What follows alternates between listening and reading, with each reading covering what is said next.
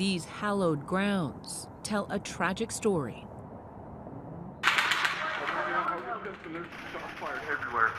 One of uncommon heroism and terror from the gilded tower that looms above. Hundreds of people running everywhere. That fear that this was going to just be the first part of a multifaceted attack. Over the last year, much of that night has remained a mystery. We're trying to get more information now. How and why? At first, all we knew was what we saw captured on cell phones. But after a 10-month-long investigation by law enforcement in coordination with MGM, using surveillance videos, body cameras, let's go. Radio traffic, coming from upstairs, I see the shots coming from Mandalay Bay, and a 3D model, 32nd floor. we can now present one of the most comprehensive views of a mass shooting ever, exposing gaps in our system and showing the response moment by moment. Everybody's dead here, okay?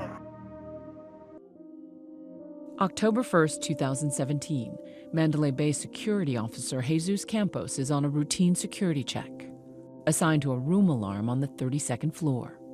This was the last call of my night. You were heading home in your head. In my head, I was home free after this. He has no idea he's about to become an accidental hero on what would become one of the most horrific nights in American history. As shown in this rendering provided exclusively to ABC News by MGM, once on the 30th floor, he takes the stairs up to the 32nd, but finds the exit door jammed. So he walks up to the elevator and takes it back down. When did something seem off to you? When I noticed the metal L bracket that was secured, that hold the door secured. That bracket, strategically placed there by a man staying in the suite just a few feet away. I didn't know what was going on, just simply because that's not normal. I had to call our security dispatch. I was transferred to engineering dispatch. As he walks back into the hallway to check that room alarm, turns out a nanny a few doors down left their door ajar. He hears a strange noise coming from that suite. I thought it was drill noises. Like drilling? Drilling. The massacre has just begun. Across the street, just moments before, Jason Aldean had taken the stage in the final night of the Route 91 Harvest Festival.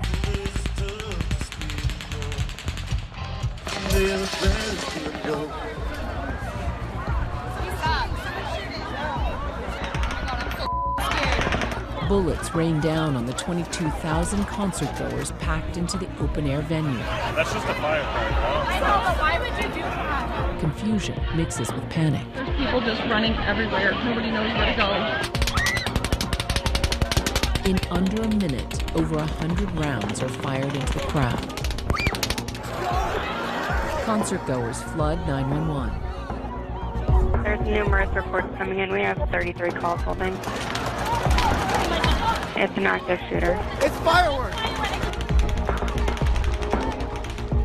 Some dispatchers met with chilling silence. Hello, 911. Hello, 911. As the shooter launches his attack, back on the 32nd floor, Campos, who is unarmed, continues walking down this hallway. He passes a room service cart that the shooter has rigged with surveillance cameras. It's either that or the sound of the stairwell door closing that alerts the shooter. He fires through the door and at Campos. I was struck and I went to get cover. I had to take a moment to realize what was going on. Suddenly you're under fire. Yes, I went to go lift up my pant leg and I saw the blood coming down. Campos takes cover in this doorway alcove. There's about a 2 feet indent. It's enough to lean back and stay back. 312. He radios for help. Hey, there's shots fired in 32135. The shooter turns back to the concertgoers below and fires over 250 more rounds in the next 4 minutes.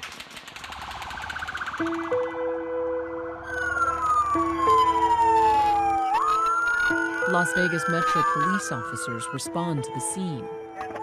Control, just advising there are people down on stage left. We have multiple casualties. GSW is in the medical tent. Multiple casualties. Control, be advised. Shots are coming forward, coming from Back here, if you want some more cover. No, come here. Hey, get behind cover. But they too come under attack.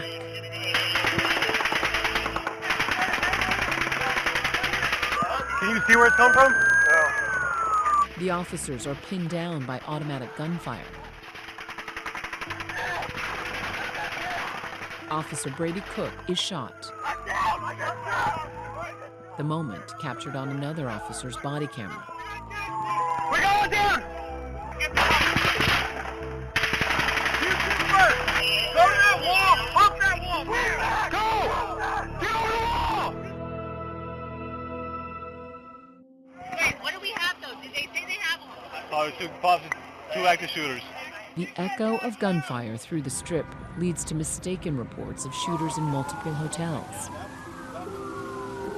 Just reporting a shooting at the Tropicana Hotel. At the Tropicana? Yeah, there's been a lot of confusion. We're not exactly sure where the shooting is. Police, now concerned this may be part of a coordinated plot. Deputy Chief Andrew Walsh responds to the scene. What sticks with me is that fear, that pain in my stomach, that this was going to just be the first part of a multifaceted attack. There's an active shooter, possibly not confirmed, terrorist-related, of 3 shooters so far. We're getting reports of shots fired at Newark, New York, shots fired at Tropicana. We don't know if they're diversion tactics or not. Back in the hotel, 2 key moments are happening almost simultaneously. Across the Mandalay Bay from the shooter's position, guards in the security office are getting news of what's happening at the concert. We have an active shooter. We have an active shooter inside the warehouse. Watch as the officers head out and across the casino floor towards an exit door, thinking the threat is outside. Armed units only. Meanwhile, Stephen Schuck, an engineer, is riding an elevator to the 32nd floor in response to Campos's earlier call about that L bracket. Pushing his maintenance cart, he walks out of the elevator and straight into danger. I started to hear the shooting out towards the crowd. Well, I didn't know that at the time. I had no idea what was going on at the time. What did it sound like to you? It sounded like a jackhammer because you never expect to hear something like that. I noticed him. I said, get cover, it's not safe. At that moment in time, there was more rounds being dispersed. Suddenly, Schuck himself is under fire. Something hit me in the back as I was jumping into cover. At the time, I was like, oh, you know, I might be shot. Someone's firing a gun up here. Someone's firing a rifle on the 32nd floor down the hallway. Those men from the security office hear Schuck's alert and hustle towards the elevators. I thought if I don't come out of this hallway alive, I wanted to communicate for Metro and first responders to get up there because this is where the shooter is. Get down, stay down. Every second that Campos and Schuck are under fire on the 32nd floor is a chance for the concert goers below to flee. We're going to get trampled if we don't go. So all those people had fled in that direction when the gunshots rang out. A lot of people did, yeah. I mean, people Right. went in multiple directions, but not knowing where the rounds were coming from, you know, people fled. For Paige Melanson, running was an agonizing choice. She and her mother were both shot. We rolled her over, and a retired firefighter came over, and he told us that we had to go. He said that if we wanted to live, that we needed to go. I looked into his eyes, and he said, you need to go. So I did. We were jumping fences, jumping walls, going through. We ended up in the Tropicana. Paige and her sister fled, leaving their mom, Rosemary, behind in the care of a stranger. Once I was shot, I fell down. Stephanie and Paige were hanging over me, saying, Mom, just screaming my name, Mom. And next thing I know, my body just floated up. I could hear the gunfire. I could see everybody. I could see my own body laying down there. The next thing I know, I was in heaven. And I saw my dad and my 2 brothers and my uncle. And it was so beautiful. It was so beautiful. You didn't want to come back. They just told me, it's not your time, Rosemary. You gotta go back. It's not your time. So next thing I woke up, I was on a gate that they put me on that dragged me to the ambulance. You remember that? Yeah, but only like 20 seconds of it. And then the rest of it, I don't remember nothing. That retired firefighter kept his word, getting her to safety. Come on, guys! Hundreds flood into the nearby streets. Let us walk! There's gunfire! Let us go! Is she shot too? Where they set up makeshift triage wards. I'm going to sit down and you're going to sit on my knee, okay? He's not shooting at you. I need help over there. Okay. We hanging in there? Okay. It's okay, I gotta keep that pressure, sweetheart. The situation's so dire, police officers step in as paramedics. You see officers stopping to render aid. You see officers bleeding from bullet wounds. You can get an ambulance here, like real quick? They're all coming right now. Okay, because she got a gunshot to her lungs. I don't know. Okay, listen. The injured carried away any way they can. Oh my God. Hurry up! Right now, we need your truck. We just need to get people over to the hospital, okay? Okay. Hey, we have room in here. We have room for one in the next. In the midst of the chaos, police work to keep everyone calm. Hang in there, please. Hang in there. You guys are going to be okay. We'll be back. Started off just like any other normal shift. Brandon was my trainee that night. It was his second night on the job. Rookie Brandon Engstrom and veteran officer Richard Cole were just beginning their graveyard shift when the shooting began. Our sergeant had the radio on. Shots came out over the radio. So immediately he yells at us to go to our cars. Just be advised, it is automatic fire. Fully automatic fire from an elevated position. Take cover. While we're driving there, we can hear every time somebody keys up their microphone on duty, we can hear automatic gunfire. As soon as we show up, it's time to go to work. Tried to help anybody we could right off the bat. Keep going! Everybody, keep going! What in the actual... And then that's when we met Frank. He came over to our car and he's carrying his wife, Giovanna, in his arms, and he said, "Help me, I'm a police officer." Get her in the car! Help me pick her up! She appeared lifeless. At that point, we obviously knew that this was very critical. Get her in! Right now. Close that door! 1 minute 22, I'm at the UMC with a female with a gunshot wound to the head. I remember within the first 30 seconds to a minute of us driving to the hospital, we heard that an officer had been shot, and Brandon realized that that was somebody he went to the academy with, and I remember him saying, "My buddy just got shot." That officer, Brady Cook, who moments earlier had been pinned down with that team of officers under fire. Like Brandon, it was Officer Cook's second day on the job. That all in itself was tough. All I could think was, we have to get Giovanna to the hospital immediately. And all I wanted to do was help both. Almost there, man, hang on! just driving as fast as we can, and Frank's in the back seat, and he's yelling at Giovanna to hang on. 1 minute, man, 1 minute! Keep talking to her, put pressure on this wound. Make sure you're doing chest compressions, man! I remember banging on the window, and I hear Brandon in the front. He's telling me to, hey, you know, keep doing chest compressions, and we're almost there.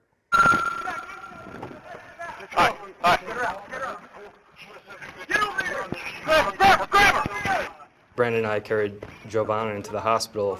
Follow me! At this point, she had blood. She was bleeding everywhere, like her entire body was covered in blood. And we carried her into the emergency room, and I just remember yelling, "Hey, I have a gunshot wound to the head. Where do you want her?"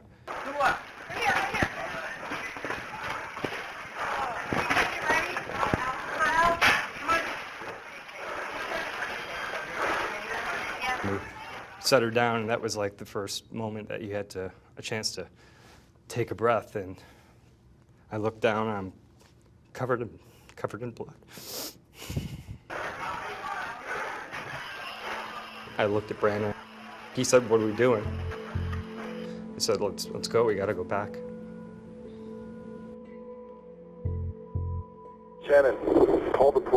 Someone's firing a gun up here. Someone's firing a rifle on the 32nd floor down the hallway. Control units responding to 32. Inside the Mandalay Bay, Stephen Schuck, the engineer pinned down on the 32nd floor with security guard Jesus Campos, have alerted authorities to the shooter's location. Watch for weapons and the people coming out.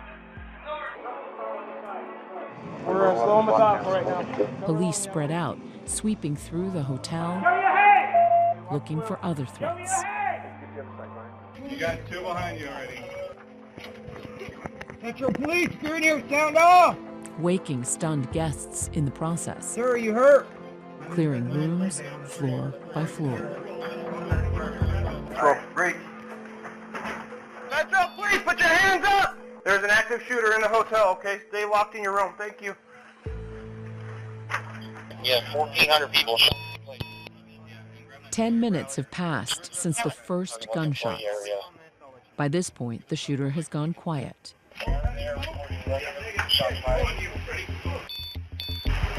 On the 32nd floor, Schuck and Campos escaped to safety as police and security worked to get the guests out of their rooms.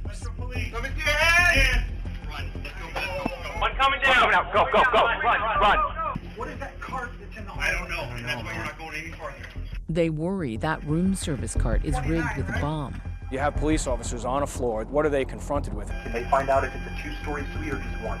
They get close enough to that room, there's wires, there's cameras. What are they walking into? Is that an IED? Is there more than one person? How many people are there? We had nothing. Let's go. Let's go. Ready? I'm moving. Ready? Back. Watch booby traps. There's a car right in front of the room. Cover our asses. Nobody comes out of those elevators. You got long? I got shotgun too. Copy. We should be a floor below you. One floor below, a SWAT team makes their way to that stairwell. Shield up. You guys are doing a phenomenal job, by the way. Beers are on me later. Metro! Right next to the shooter's room, they game out how to make entry.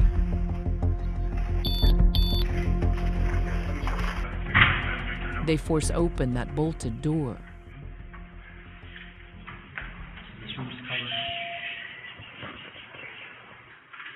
Kill the light, concealing their position, and rig the door to the suite with an explosive strip.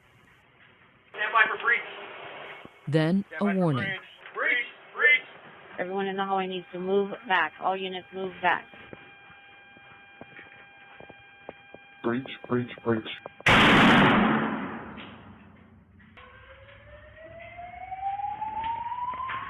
Okay, cover on that. In with you.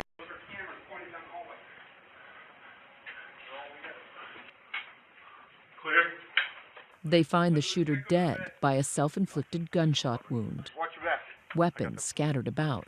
He put cameras up on the peepholes and all that. That's what these wires are. We're doing another breach. Another breach. They prep a second breach to clear the adjoining room. We need the air clear for Seagull 20 to have one suspect down inside the room. In both rooms, over 1,000 gun shell casings and an unimaginable cache of weapons. Over. Guys, done. Guys, everything's okay. He's dead, okay? Just go straight down to the side end of the end. Poor lady. Hey, guys! Hey! News spreads across the hotel. They went in, and then the doors were then cleared after that. Anyone dead up there? One down. That's what we heard. Suspect, one down. For the thousands of guests that have been sheltering in place, Excuse me, I'm sorry. relief. We have no control over the actions of evil people, but we're here now. Thank you.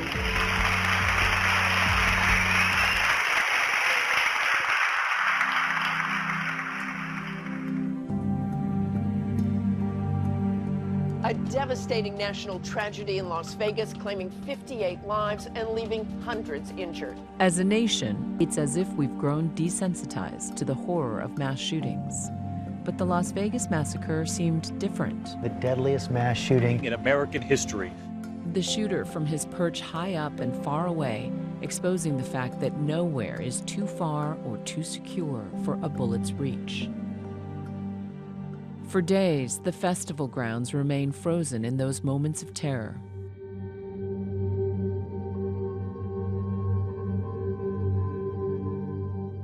As authorities work to calculate the totality of the disaster. It's hard to comprehend what happened, even to this day. The final toll, staggering. 58 dead, over 850 injured.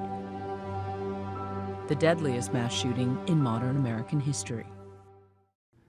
After the shooting, we went back, and then our next job was to clear the concert grounds and look for anybody who was still alive and hiding. And then after that was done, our job for the rest of the morning was actually standing over some people who were passed away until the coroner could come and pick them up until about 8 in the morning. Later that morning, they head back to the hospital to check on Officer Brady Cook and that young woman they had carried in. I said, let's go down to trauma and see if we can get the name of the girl that we brought in. I thought for sure that she probably didn't make it. And then we talked to a nurse, and I said, hey, we brought this girl in last night. She was, oh yeah, I remember her. And they said she's up on like the 3rd or 4th floor in the ICU, and I was stunned that she was still alive. We went up to the neural ICU and saw her laying, and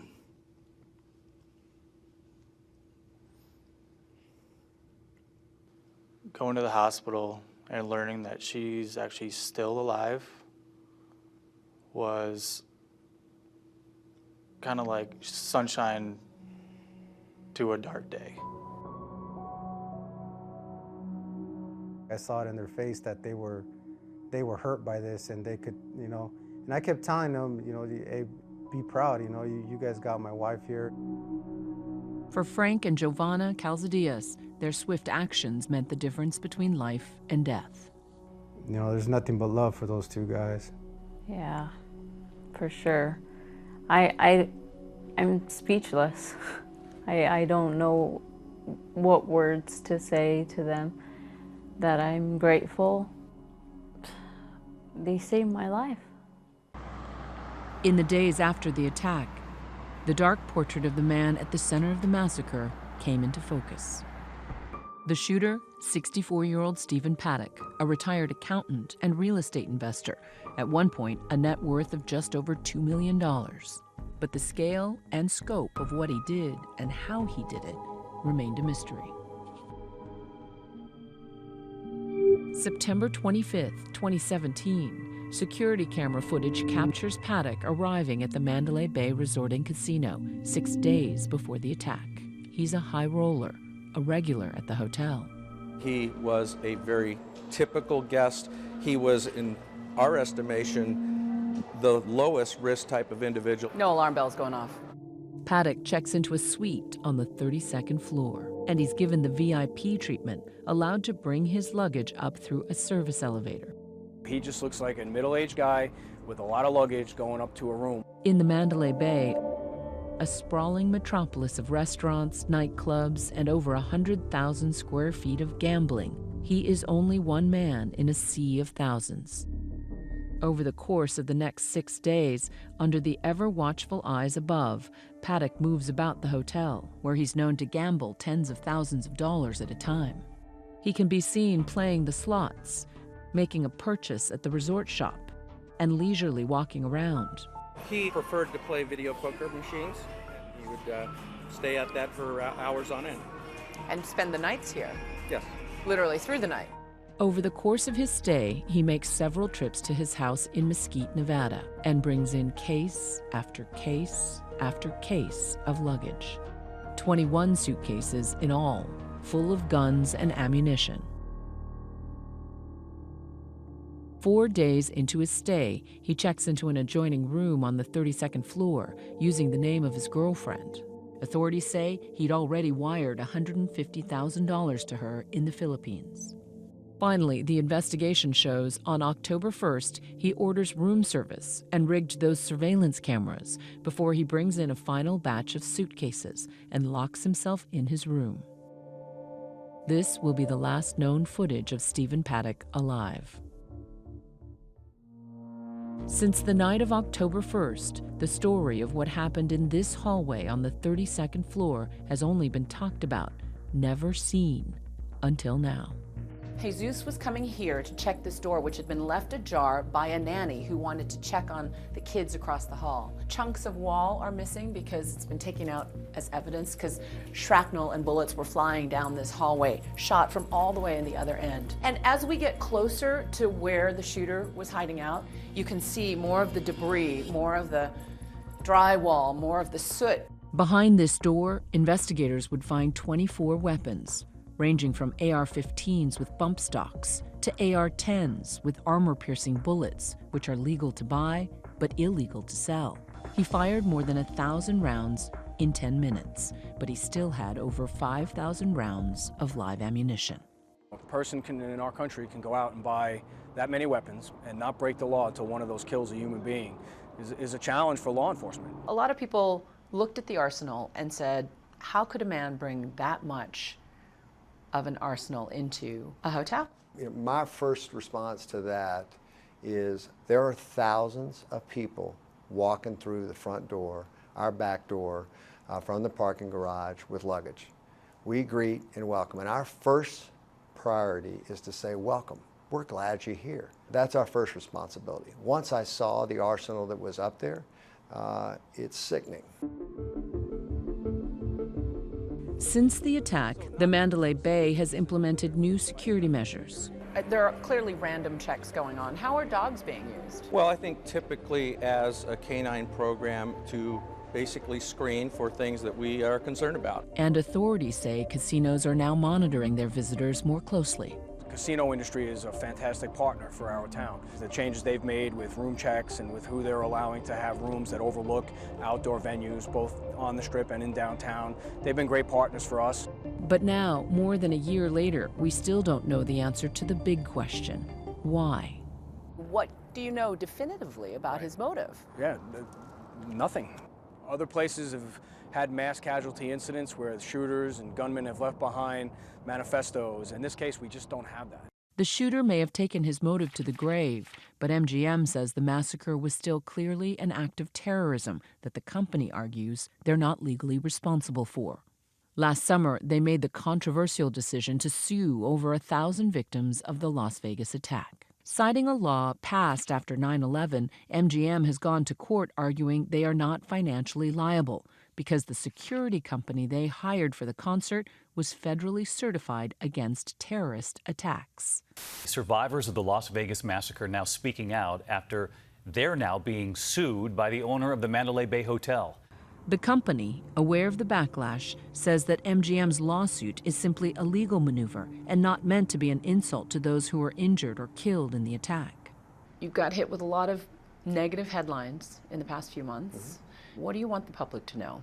Well, I think the main thing you want us to know is that this is a small city and it's a big family. The community depends on Mandalay Bay. We're a community serving a community. And so that is our focus. We can mourn what's going on, but we want to work together to look to the future and that there's hope. The lawsuits are currently suspended while MGM and the survivors involved are in mediation.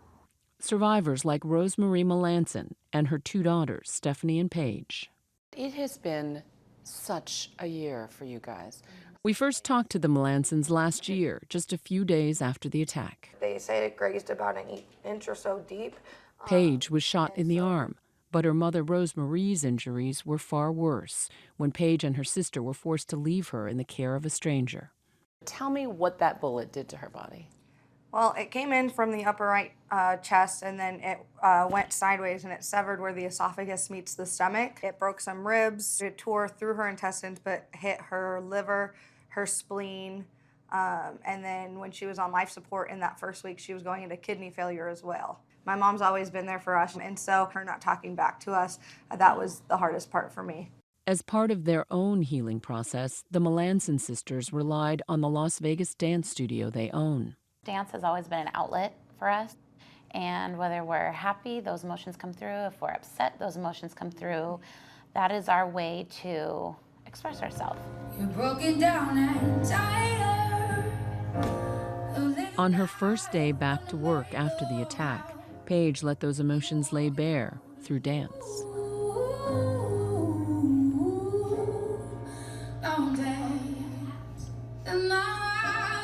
I chose the song Rise Up.